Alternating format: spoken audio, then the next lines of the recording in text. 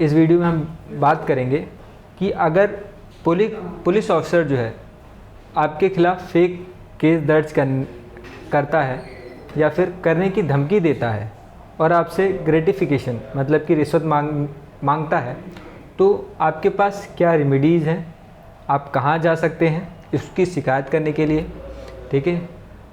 और भी अन्य तथ्य जो कि इस वीडियो से रिलेटेड हैं उनके बारे में हम बात करेंगे। तो मैं लकी तिवारी, प्रोस्पेक्ट लीगल में। अब हम शुरू करते हैं। तो सबसे पहले बात करते हैं कि फेक केस होते क्या हैं। फेक केस वो केस होते हैं कि जिनका कोई बुनियाद ना हो, ठीक है, मतलब कोई ऐसी घटना जो हुई ही नहीं है, ठीक है, उससे भी उस पर एक केस बना देना, ठीक है, या किसी दूसरे को फंसाने के लिए कोई मनगढ़ंत घटना बना के उसके खिलाफ एफआईआर दर्ज करवा देना। तो ये सब जो है फेक केस के अंतर्गत आते हैं।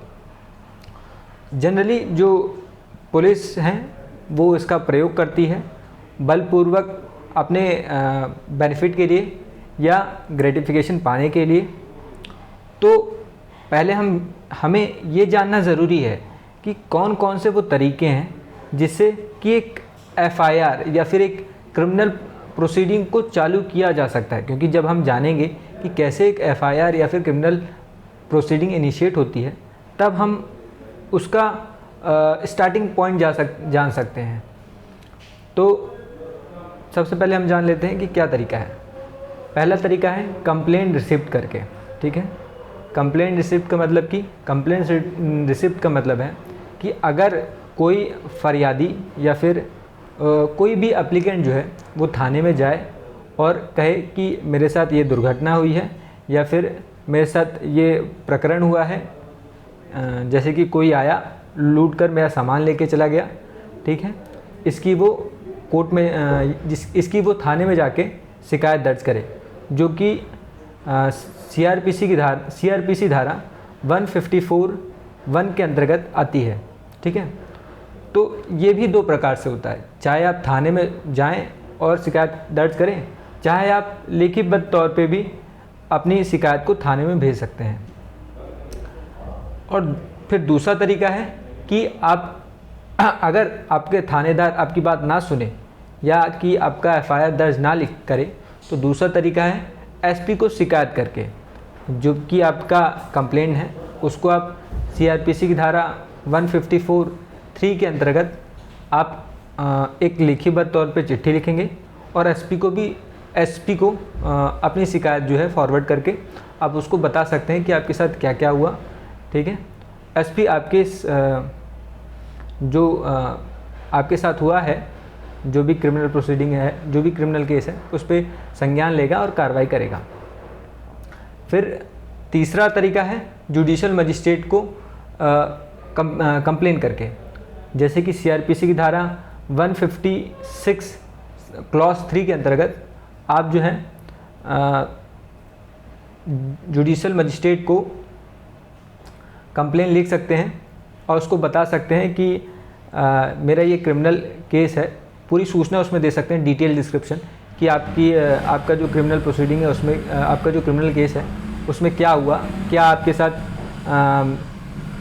थानेदार ने किया, क्या आपके साथ एसपी ने किया, ठीक है। आप पूरा एक डिटेल डिस्क्रिप्शन दे सकते हैं उसमें और जुडिशियल मजिस्ट्रेट उसमें कार्रवाई करेगा।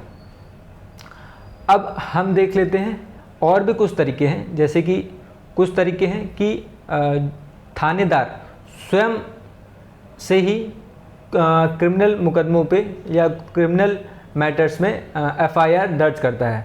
जैसे कि अगर कोई उसे सूचना प्राप्त हुई तो उस पे वो क्रिमिनल मामलों में शिकायत या फिर एफआईआर दर्ज करता है, ठीक है।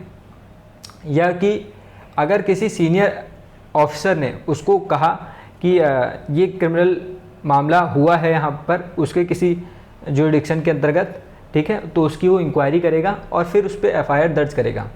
या फिर अगर किसी मजिस्ट्रेट का कोई ऑर्डर आया है तो भी जो थानेदार है वो एफआईआर दर्ज करेगा। तो ये जो पावर है उसके पास कौन सी वाली, स्वयं सूचना प्राप्त करके या सूचना प्राप्त होती है जो अन्य तरीक़ों से, उस पर वो एफआईआर दर्ज करता है। इस पावर का जो पुलिस ऑफिसर हैं वो गलत फ़ायदा उठाते हैं, ठीक है, और फेक एफआईआर दर्ज करते हैं। किस लिए? क्योंकि वो रिश्वत कमा सकें, ठीक है, या रिश्वत मांग सकें, या किसी को ब्लैकमेल कर सकें कि कोई भी फेवर करे, कोई भी ग्रेटिफिकेशन उनको दे, ठीक है। तो अब हम देख लेते हैं कि अगर किसी के साथ ऐसा हो तो वो कहाँ कहाँ जा सकता है, ठीक है। तो सबसे पहले अगर कोई पब्लिक सर्वेंट उससे ग्रेटिफिकेशन मांग रहा है, इसलिए कि अगर वो उसको ग्रेटिफिकेशन या फिर उसको रिश्वत नहीं देगा तो उसके खिलाफ फेक केस वो दर्ज करवा देगा। हाँ, उसको ब्लैकमेल कर रहा है कि अगर वो उसको पैसे नहीं देगा या फिर उसको रिश्वत नहीं देगा तो उसके खिलाफ केस दर्ज करवा देगा। तो वो जो है वो EOW मतलब इकोनॉमिक ऑफेंस विंग में जा सकता है। EOW जो है हर राज्य में अलग अलग होते हैं, तो वो अपने राज्य के जो EOW है वो CID मतलब क्रिमिनल इन्वेस्टिगेशन डिपार्टमेंट की एक ब्रांच है, ठीक है, वो पुलिस डिपार्टमेंट से थोड़ा अलग है। तो आप वहाँ पर शिकायत कर सकते हैं, वो जल्दी से जल्दी आपके इस शिकायत को सुनेगी और प्रकरण को आगे बढ़ाएगी। अब हम देख लेते हैं आप कि यहाँ पर कंप्लेन कैसे कर सकते हैं। तो इसमें कंप्लेन करने का जो प्रोसीजर है वो हमने पहले से एक वीडियो में बता चुका है, क्योंकि एक लेंदी प्रक्रिया है ये। हाँ, तो इसके लिए आप उस वीडियो को देख सकते हैं जिसका लिंक मैंने डिस्क्रिप्शन में दे रखा है। अब हम देख लेते हैं कि आपको रेमेडीज़ क्या क्या मिलती हैं इसमें। तो रेमेडीज़ जो मिलेंगी ये है कि जिस भी अधिकारी ने आपको ये ब्लैकमेल किया है, ठीक है, या फिर आपसे रिश्वत मांगने का प्रयास किया है इसलिए कि आपके खिलाफ फेक एफआईआर दर्ज कर देगा, वो उसके खिलाफ क्रिमिनल मैटर में मुकदमा चलेगा। प्रिवेंशन ऑफ करप्शन एक्ट के अंतर्गत उसके ऊपर मुकदमा चलेगा। साथ ही साथ डिपार्टमेंटल प्रोसीडिंग भी उसके खिलाफ हो सकती है।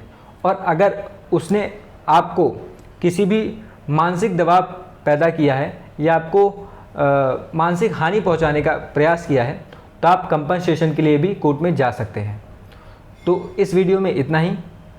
अगर आपको कोई भी मैटर जो कि रिश्वत से रिलेटेड हो या कि कोई भी अन्य क्रिमिनल मैटर या कोई भी अन्य जो कि विधि से रिलेटेड मैटर हो, आपको अगर कोई भी दिक्कत परेशानी हो तो हमारे लिंक पे जो कि डिस्क्रिप्शन में मौजूद है वहाँ पर क्लिक करके अपनी क्वेरी आप राइज कर सकते हैं, ठीक है, अपने प्रश्न को पूछ सकते हैं। आपके प्रश्नों के उत्तर जल्दी से जल्दी दिए जाएंगे। अगर आपको जल्दी से ही तत्काल आपको आपके क्वेश्चन का आंसर चाहिए, आपके जो प्रश्न का है उत्तर चाहिए, तो आप हमारे दिए गए नंबर पे भी फ़ोन लगा सकते हैं। आपके प्रश्नों के उत्तर जल्दी से जल्दी दिए जाएंगे। तो इस वीडियो में इतना ही। धन्यवाद।